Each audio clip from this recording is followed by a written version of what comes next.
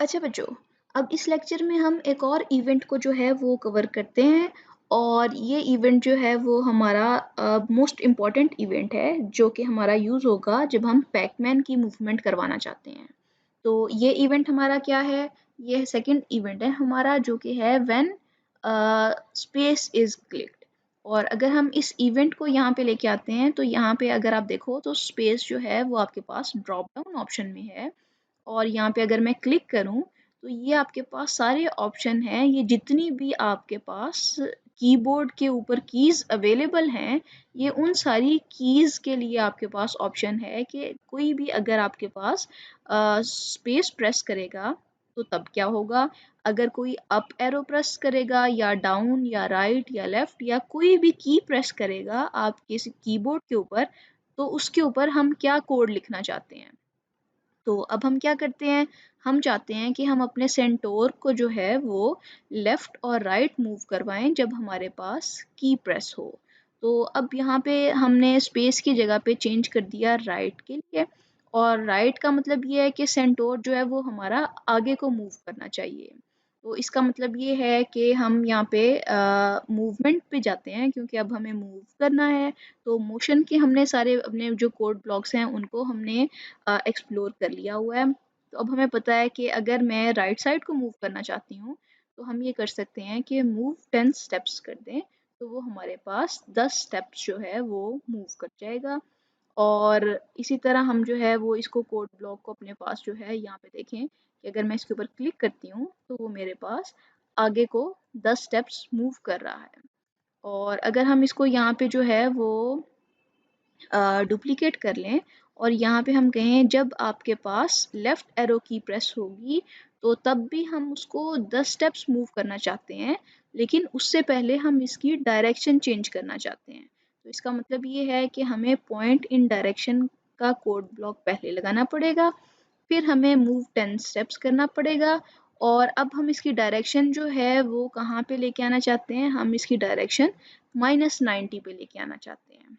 तो सेम इसी तरह हमें जब लेफ़्ट से राइट को मूव करेंगे तो तब के केस में भी हमें उसकी डायरेक्शन जो है वो चेंज करनी पड़ेगी।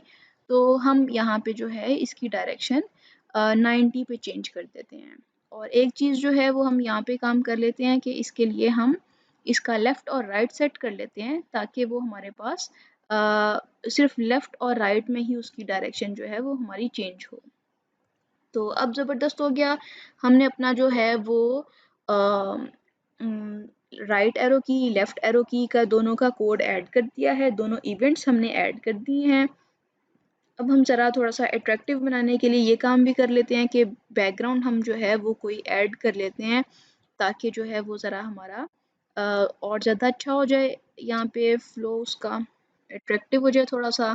तो अब हमने क्या किया है, हमने अपना जो है कहा जब भी राइट एरो की प्रेस होगी तो आपने ये इस डायरेक्शन में 10 स्टेप्स मूव करना है। तो अब ये देखें कि मेरा कर्सर बिल्कुल सेपरेट है, मैंने इसको कहीं पे नहीं रखा हुआ और हम इसको फुल स्क्रीन भी कर लेते हैं। और अब मैं अपनी राइट एरो की प्रेस करती हूँ और फिर हम देखते हैं कि क्या हमारा सेंटोर मूव हुआ। तो मैंने अपनी राइट एरो की प्रेस की तो मेरा सेंटोर जो है वो राइट साइड पे 10 स्टेप्स जो है वो मूव कर रहा है।